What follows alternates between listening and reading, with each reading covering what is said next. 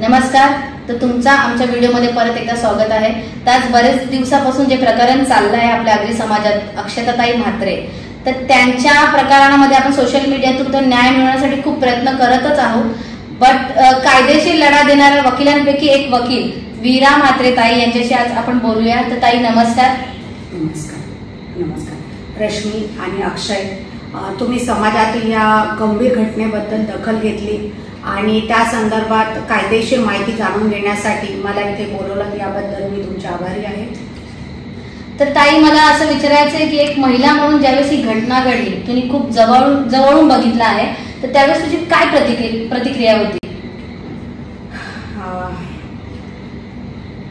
देवळाच्या प्रांगणात आणि माहेरच्या अंगणात इतकी निर्दयी अशी गंभीर घटना घडली. खरंच निशब्द आहे मी सध्या. परंतु आपल्याला कायदेशीररित्या या घटनेला लढा द्यावाच लागेल. आणि समाजात आज म्हणजे अशी घटना म्हणजे आपल्या पिढीने आणि आपल्या समाजात खास करून असं काही ऐकण्यात नाही. त्यामुळे खूप जास्त म्हणजे खूप वाईट वाटतं. तर ताई, या घटनेचं तर सोशल मीडियावरती सगळे न्याय मिळवण्यासाठी प्रयत्न करतच आहात, बट कायदेशीर कारवाई कशी चालली ही थोडी आम्हाला साध्या भाषेत सांगशील? सदर घटना ही ठाणा हद्दीत घडलेली असून याच्या शिळफाटा डायगर हे पोलीस स्टेशन येतं त्याच्या अंतर्गत, आणि ठाणा कोर्टात मुख्य आरोपींवर ही केस चालू आहे. आणि दुसरी न्यायिक प्रक्रिया ही बेलापूर कोर्टात चालू आहे, NRI पोलीस स्टेशन यांच्या तपासाअंतर्गत. आणि दोन्ही केसमध्ये पोलीस एकदम कसून तपास करत आहेत. त्यामुळे आता ठाणा कोर्टाची पुढची तारीख ही येत्या 22 जुलैला सोमवारी आहे. त्यामधले सगळे आरोपी अटक आहेत. आणि NRI पोलीस स्टेशन अंतर्गत बेलापूर कोर्टात जो खटला चालू आहे त्यामध्ये पण पीडितेच्या सासू आणि नणंद यांना पहिल्या तारखेला हजर नव्हतं केलेलं, पण आपल्यासाठी त्याच्यातली एक प्रोग्रेसिव्ह बाब म्हणजे तिच्या आज नंदेला देखील अटक करण्यात आलेलं आहे. असं आहे प्रोग्रेसिव्ह. एकूण किती आरोपी आहेत ताई? यामध्ये मुख्य 3 आरोपी आहेत. यापेक्षा म्हणजे कायदेशीर बाबी सांगण्याकरता काही रेस्ट्रिक्शन्स असल्यामुळे आत्ताच त्या रिव्हील करता येणार नाही. ताई, या घटनेनंतर तू आपल्या समाजाला काय अवेअरनेस देशील, म्हणजे काय थोडंफार गाईड करशील? चांगला प्रश्न आहे रश्मी तुझा, की आपण अशा घटना घडत असताना किंवा घडू नयेत यासाठी काय अवेअरनेस असायला हवा.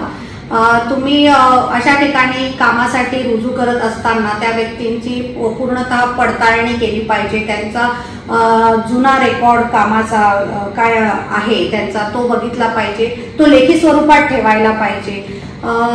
काही आमच्या म्हणजे या क्षेत्रातील माझा अनुभव असा आहे की काही गुन्हेगारांचे तर आहे ना ID म्हणजे इतके ब्लर असतात, त्याच्यावर म्हणजे प्रॉपर इन्फॉर्मेशन नाहीये.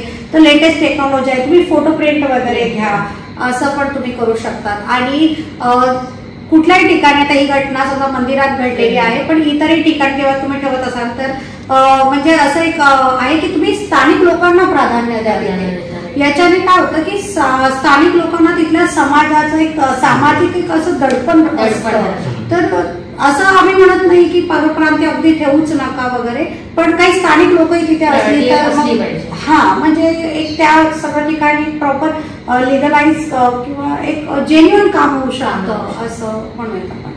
तर ताई, माझा एक क्वेश्चन होता की आपल्या अक्षता ताई हिला सासरी पण खूप त्रास दिला होता, तर असं जर होत असेल तर आपण काय करावं?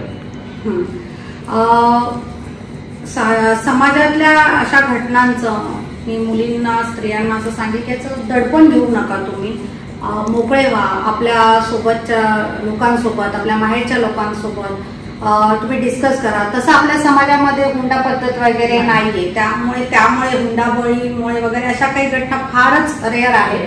परंतु तसं जरी होत असेल तरी तुम्ही त्याच्यासाठी आवाज उठवा, याबद्दल चर्चा करा. कारण न्यायालयीन प्रक्रिया ही खूपच म्हणजे खूप सुप्रीम आहे. म्हणजे इतके सुंदर निकाल दिलेले आहेत माननीय सर्वोच्च न्यायालयाने, उच्च न्यायालयाने. तर मी हे सांगेल की तुम्हाला वेळोवेळी याचा म्हणजे तुम्ही फायदा घ्या.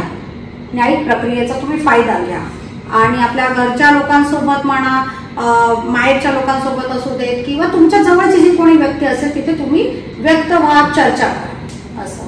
तर कधी कधी असं काय दडपण किंवा रिस्ट्रिक्शन्समुळे मुली माहेरी कम्युनिकेशन करत नाही किंवा विषयाचा मुद्दा आहे तो मांडत नाही, तर त्यावेळेस मुलींनी काय करावं?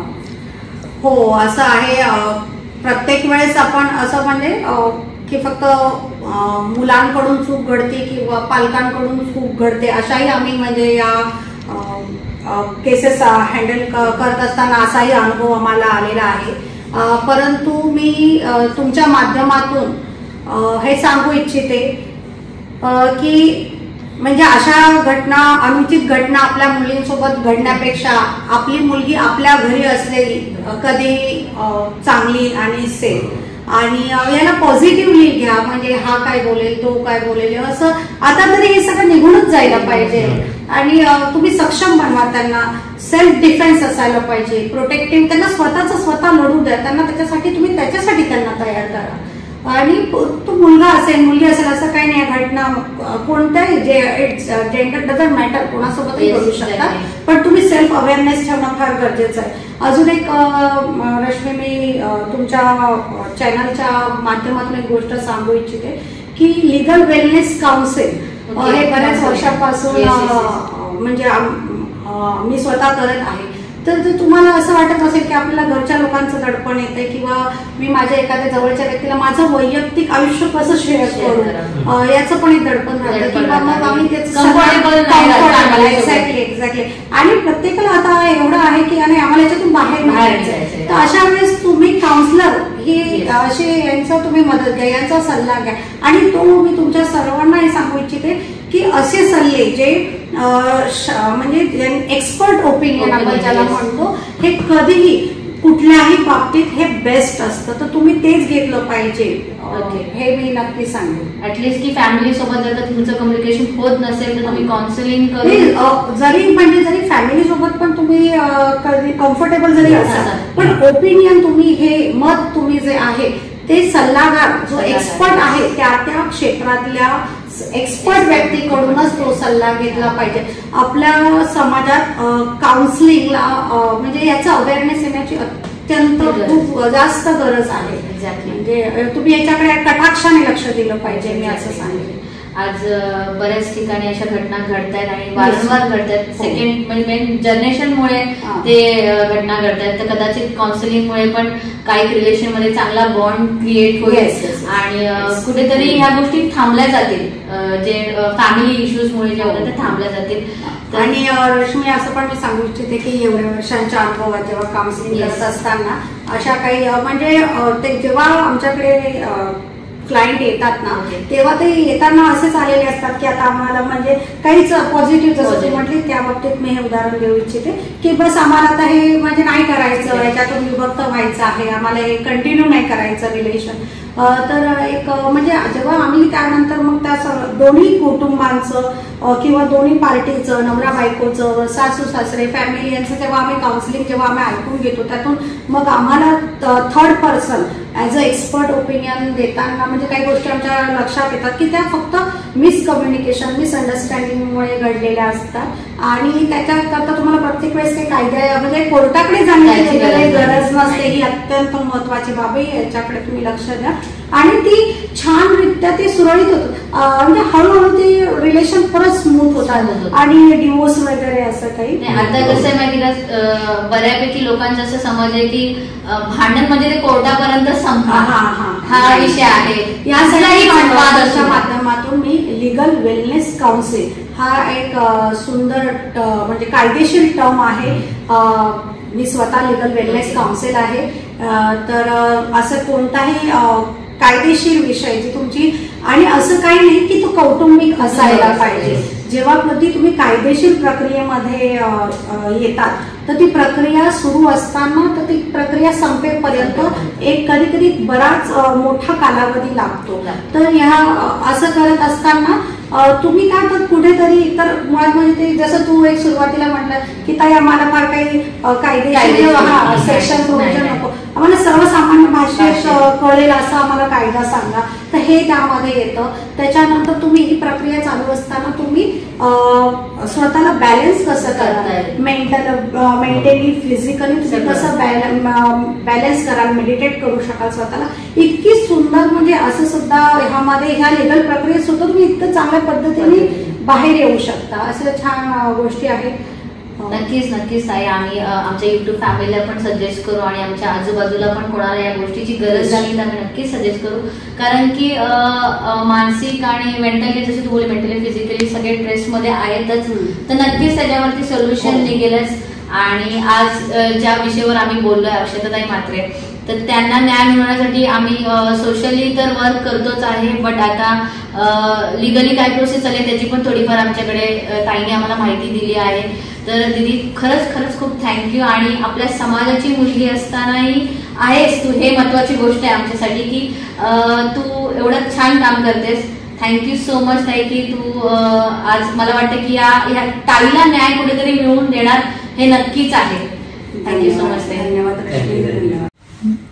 I, Advocate Veera, humbly request you to condemn the recent unfortunate incident on all social levels.